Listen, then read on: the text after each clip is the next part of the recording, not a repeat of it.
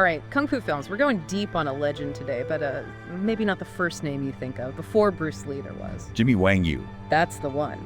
Already a massive star in the 60s, 70s. Dominating the box office. With his own brand of, well, action. Absolutely. But this guy, he wasn't just playing a badass on screen, you know what I mean? Oh, no. Real life. Army vet. Champion swimmer. Race car driver. I mean, not exactly the peaceful monk image you might expect. Not quite the Shaolin Temple upbringing. His personal life. Whole other story, controversies. We could do a deep dive just on that. Absolutely. But today, it's the films. We've got articles, reviews, ready to go. Stacked right here. So first thing you gotta know about Wang Yu, the One-Armed Swordsman, practically owned that trope. Right from the start. 1967, the One-Armed Swordsman. Massive hit. Launched a whole franchise. More than a franchise, really. It set up an archetype for Kung Fu cinema. That gritty, vengeful spirit, it resonated. Oh, he went all in on that image, man. Tons of one-armed movies. Even, Yeah. You won't believe this. A crossover with Japan's Zatoichi. Zatoichi and the One-Armed Swordsman. Classic. Exactly. And then there was One-Armed Boxer, got a sequel too. Took a physical limitation, flipped it into, strength, resilience. His characters, they were always underestimated. But man, they always found a way. Willpower, martial arts skill. Talk about overcoming adversity and some serious skill. Yeah. We got to talk about Master of the Flying Guillotine. This movie, pure kung fu awesomeness. Over the top. Blind master, Feng Sheng Wuqi, hunting down anybody with one arm. Using a crazy weapon. This weapon, a flying guillotine. Oh man. Talk about morbid ingenuity. Bladed basket on a chain flies through the air. Decapitations. Gruesome, yeah, but inventive, visually striking. And it kicked off a whole flying guillotine subgenre. Even Zatoichi got a flying guillotine movie. That's how you know it made an impact. Oh, wow. But hang on, before we go full one-armed mayhem here, we gotta rewind a bit. 1970. The Chinese Boxer. This film, often considered, a precursor to Bruce Lee's Fist of Fury. Yeah, but with a brutal edge. Yeah, if you compare the two, Fist of Fury, intense, yeah, but Chinese Boxer, man, it pushes the boundaries, violence-wise. It's raw, visceral, doesn't flinch away from, hand-to-hand combat. And it wasn't just the violence, the fighting style, way more realistic compared to, the fantastical stuff, all the wire fu that was big back then. It was a shift towards, authenticity, raw power, shook up the genre. Big time. And speaking of shaking things up, this is about when Wang Yu becomes the highest paid kung fu star.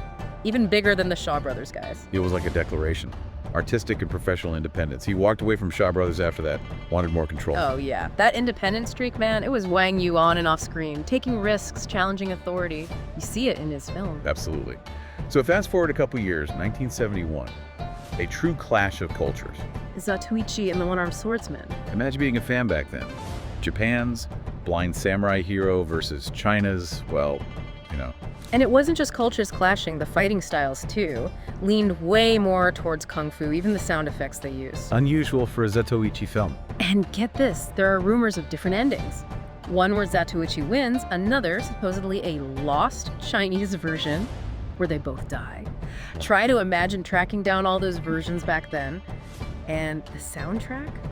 By Isao Tomita, electronic music pioneer. Eastern meets Western, man, it's wild. It speaks to Wang Yu's his willingness to experiment, push those boundaries. He wasn't content to just stay in one lane, And that's all over his 1975 film, The Man from Hong Kong, takes his Kung Fu International, Hong Kong cop in Australia.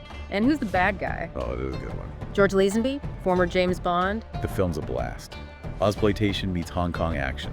Gritty, high octane. Stunts are insane. Yeah. And the fight choreography. Young Sammo Hung. You can see the seeds of his future success there. Wang Yu, he had a knack for influencing careers, not just a star, but a mentor, collaborator. Speaking of mentorship, there's the Jackie Chan connection. Early in Jackie's career, Wang Yu helped him out. Trouble with the director on Killer Meteors. And Jackie returned the favor. Cameos in a couple of Wang Yu's later films. Fantasy Mission Force. And The Prisoner, that one's from 1990, a bit different, darker, more dramatic. Prison film? Yeah, Wang Yu takes a backseat. Tony Leung Ka-fai is the lead. But The Prisoner, it shows Wang Yu could do more than just, the hero. Right, he can play the complex, brooding type, even menacing. And to be in a film with Jackie Chan, Tony Leung Ka-fai, and Sammo Hung, That says something. Oh yeah, commanded respect. Not just fighting, but the acting. And you see how his career, it shifted over time, different roles, genres. He was pushing himself. All right, so then we jump ahead. 2011, Donnie Yen's Dragon. This was supposed to be a One-Armed Swordsman reboot, but It morphed. still an incredible film. Wang Yu plays the villain, the master. Complex character, dark past, wants power. It was a comeback for him, big time. Played to his strengths. That role, Yeah. gravitas, the intensity, made the master really formidable. Memorable villain. Sadly, it was around this time he had his first stroke. Affected his left arm. Ironic, right? His whole one-armed persona. Cool twist. But, you know, typical Wang Yu, he fought back. Resilience, determination, even learned to drive one-handed. That's the guy, never giving up, always Yeah. pushing forward. So then there's the guillotines. 2012, you see that title, you think, okay, classic flying guillotine action, right? I think so. It is a flying guillotine remake, but they got rid of the actual flying guillotine CGI instead. Yeah, interesting choice, but I think it lost something. The charm, the impact of the original. I get it. There was something about, like, the physicality of that thing. It wasn't just a prop. It was like another character in the film. Exactly. Heavy, present, added to the dread, the tension. The CGI, it's impressive, sure, but Yeah. it's not the same. And Wang Yu, small role in this one, almost like an honorary appearance. Like a nod to the guy who made the flying guillotine famous. Yeah. Even without the real prop. Okay, last film for this part of our deep dive. We're going way off the beaten path. Soul, 2013, art house horror. Completely different. The range this guy had. Plays the father of a, get this, demonically possessed son, and he won Best Actor for it. Soul is a great example of how Wang Yu could do more than just action. It's powerful, haunting, and his acting style, that intensity that made him a kung fu icon. Yeah. It works for horror, too. It really does. The risks he took, the adaptability. Soul was Taiwan's entry for the Best Foreign Language Film Oscar. Wow. Fitting end to a career that, man, decades, pushing boundaries. It really makes you think. Yeah. If you had to pick one Jimmy Wang Yu film for someone who'd never seen his work, Yeah. which one captures it all? Man, that is a tough one, like picking a favorite. Kid. Yeah, exactly. Each film is a piece of his career, like how Kung Fu cinema evolved. Right. But that's what's so cool about the question. It makes you think, what really defines Wang Yu? Is it the over-the-top flying guillotine? Or Chinese boxer, that gritty, real feel. You know, Chinese boxer. It might not be as flashy as some of his other stuff, but it shows what made him different as a martial artist, that rawness in the fight. That's, almost brutal honesty. A world away from, like you said, the wire fu stuff. Totally. And that realism, it wasn't just showing off his skill, it was connecting with the audience on a gut level, you know? You felt it. Every punch, every kick. It was a different kind of action, man. Less fantasy, more real. And it fits the times, right? Yeah. Late 60s, early 70s, people were disillusioned, wanted something, I don't know, more grounded. Yeah. Movies, they reflect what's going on, right? Yeah. The social stuff, the politics. Chinese boxer, it had that national pride, fighting oppression. That was real for people in Hong Kong, everywhere. Totally. Wang Yu, he tapped into something there. Yeah. But before we get too deep on that, there's something else we haven't talked about much. Let's- The women. Strong female characters, we mentioned Satoichi, but there's also Golden Swallow, 68. Golden Swallow, sequel to Come Drink With Me with, Cheng Pei Pei. yeah, Come Drink With Me was huge for its time. A woman who could fight, who was independent. And Cheng Pei Pei, what a legend. I mean, people know her from Crouching Tiger, but she's been a star in these movies forever. Decades. And Golden Swallow, she's back, but it's a little different, the dynamic. It is. This time Golden Swallow is more like the prize. Two guys fighting over her, one of them's Wang Yu. Kind of shows how things were back then. Even if a woman was strong, she could end up in a, supporting role. It's true. But man, Cheng Pei Pei, she still owns it. The fights are amazing, just as good as Wang Yu's. And the character, she's still strong, independent, even with the story they gave her. For sure. And speaking of talent, let's not forget, Wang Yu wasn't just an actor, a fighter. He directed too. Oh yeah. Master of the Flying Guillotine, he wrote and directed that whole thing. His vision went way beyond acting. Definitely. And his style as a director. It's Wang Yu, right? Bold, energetic, pushing boundaries. He knew what he wanted, not afraid to experiment. Different techniques, special effects. I mean, think about the flying guillotine itself. So weird, so over the top, but it works on screen. That's the creativity, man. Blending action with, I don't know, the absurd. And the look of the film. Those landscapes, the lighting, the slow motion. Deliberate, yeah, epic feel. And he was working within the Shaw Brothers system.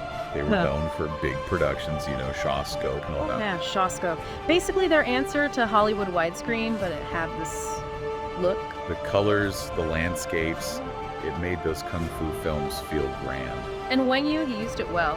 Think about the fights in One-Armed Swordsman, the way he uses those wide open spaces, tension, scale. Like a dance, but against this huge backdrop. Yeah? The landscape becomes part of the story, you know? Speaking of stories, we gotta talk about the elephant in the room. Oh. Bruce Lee. Ah, yes. You can't talk about Wang Yu without Bruce Lee coming up. Their careers, they're almost like mirror images. Wang Yu fades as Bruce Lee rises. Some folks say Bruce Lee's style more fluid, dynamic. It just, I don't know, overshadowed Wang Yu's harder style. Maybe, but I think it's more complicated than that. Right. I mean, Bruce Lee, he was a phenomenon. Charisma, athleticism, the philosophy he brought in, never seen before. Sure. But Wang Yu, he was no joke, a skilled martial artist. And his films, they laid the groundwork for that whole kung fu craze that took over the world. I like to say maybe Bruce Lee was the king. But Wang Yu built the throne. Yeah, he was there first, challenging things, pushing boundaries, setting a new standard for action. And it wasn't just martial arts. The themes, honor, betrayal, revenge, those are universal. You see them everywhere. Even today, action films, superhero movies. It's all there. Wang Yu's legacy, it's bigger than just the One-Armed Swordsman or the Flying Guillotine. It's about stories, characters, how he changed a genre. So, back to your question. One film to recommend. It's gotta be. You know what? I'm going with the One-Armed Swordsman. Oh, good choice. It's the film. Right. Kicked off his career, that whole one-armed thing sets the stage. A classic, and for good reason. Yeah. You want kung fu. It's got it. Action, characters, the revenge story. It's all there. And you see Wang Yu, the actor, the martial artist, that intensity. Oh, yeah.